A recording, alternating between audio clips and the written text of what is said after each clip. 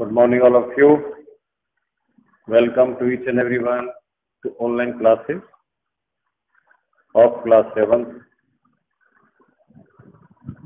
Use of by or since under the heading of preposition.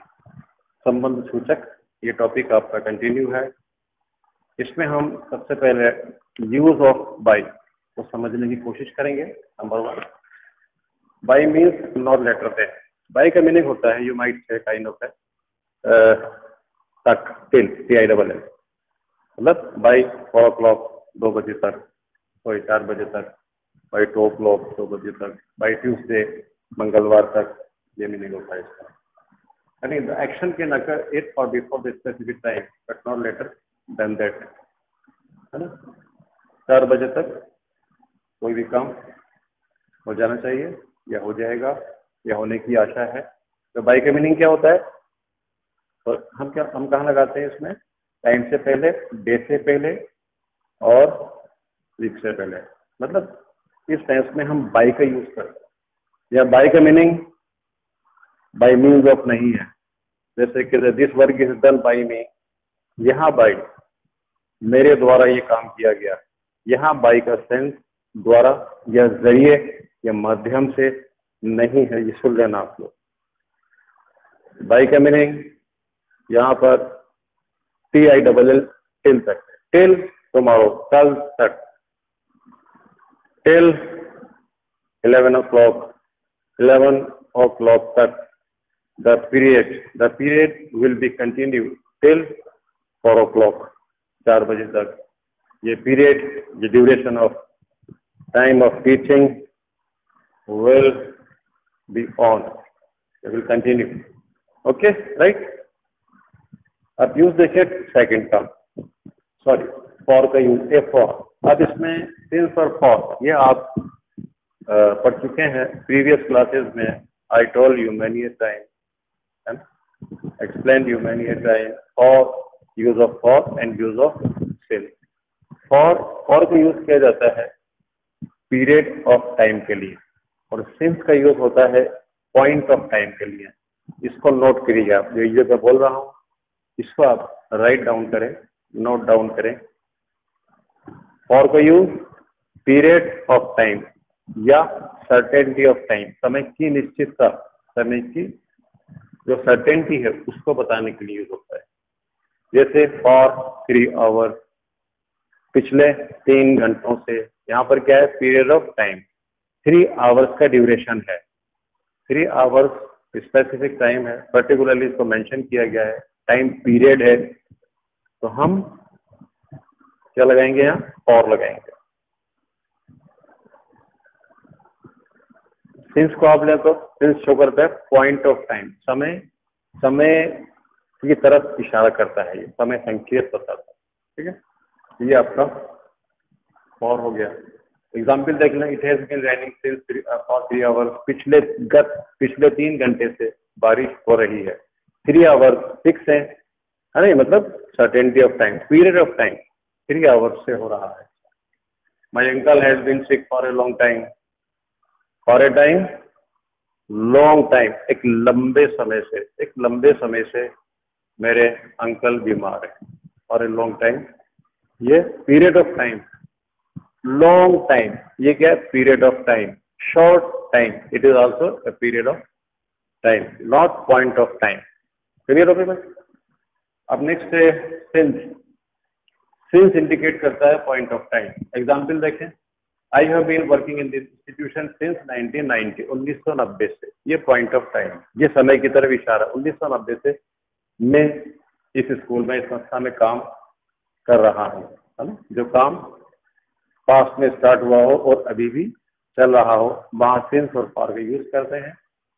और it has been raining since morning, सुबह से बारिश हो रही है, मॉर्निंग से ये बारिश हो रही है। यहाँ पर पीरियड ऑफ टाइम नहीं है बल्कि पॉइंट ऑफ टाइम है। बात क्लियर हो गई?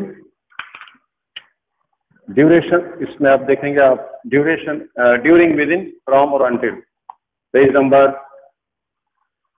46 पे देखें आप। ड्यूरिंग का मतलब होता है in the period between, the action is on, कोई काम किसी टाइम ब्रैकेट के अंदर अंदर किया जा रहा है, ड्यूरिंग कहते हैं उसको। इंडिकेट द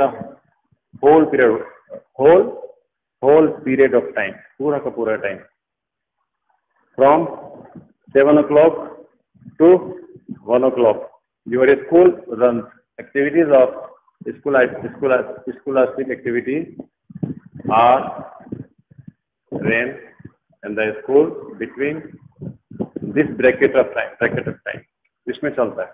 तो ये क्या हुआ, इसका ड्यूरेशन हुआ, 7 से लेकर 1 बजे तक का ड्यूरेशन है। ओके, तो ऐसे ही the markets were held during the day. थोड़ी द मैचेस, ये द मैचेस हैं दिन के दौरान खेले जाएंगे।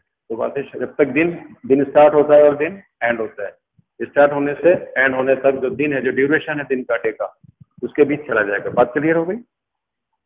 अब देखिए ड्यूरेशन का यूज, ये भी वही यूज है। I met many people during my visit to England, same वो यूज है। जब मैं इंग्लैंड गया तो मेरी इंग्लैंड की जो जर्नी, जो विजिट थी इंग्लैंड की, जो विजिट, मेरा विजिट वीजा था, जो जर्नी थी मेरी, ये जो ड्यूरेशन है, मैंने जब से जर्नी स्टार्ट की और ये जो जर्नी थी, इसके पीरियड, इसको भी हम यहाँ पर भी हम क्या लगाएंगे, ड्यूरेशन, अंतराल, इसका अंतराल कहते हैं। विद इन आई है, विद इन कहते हैं फिक्स टाइम, है ना, एक फिक्स टाइम से के अंदर अंदर, before the end of they are planning to finish the project within a week. Within a week वो अपने काम को खत्म करने जा रहे हैं एक हफ्ते के अंदर अंदर। विद इन का मतलब होता है डेफिनेट ऑफ टाइम, मतलब before the end of week, सप्ताह खत्म हो उससे पहले वो अपने काम को फिनिश कर लेंगे। तो वहां यूज करते हैं हम विद इन का, ध्यान रखिए। Before the end of, from कहां से शुरू करते हैं, फ्रॉम का यूज क्या है, स्टार्टिंग पॉइंट, स्टार्ट, जहां से हम कोई काम स्टार्ट करते हैं। आई स्टार्टेड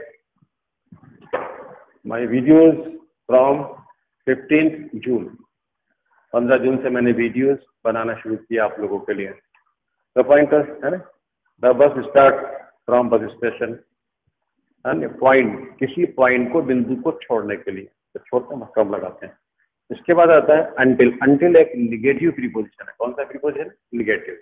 अंटिल के साथ जो क्लॉज आता है, जो उपवाक्य आता है, वो पॉजिटिव आता है, उसमें नॉट का इस्तेमाल नहीं होता है, क्योंकि until itself is a negative preposition. ये बात आप ध्यान रखें। He did not wake up until I come back, जब तक कि मैं वापस नहीं आ गया उसने मुझको नहीं जगाया। बात क्लियर हो गई? इसमें मैंने आपको वर्क दिया था,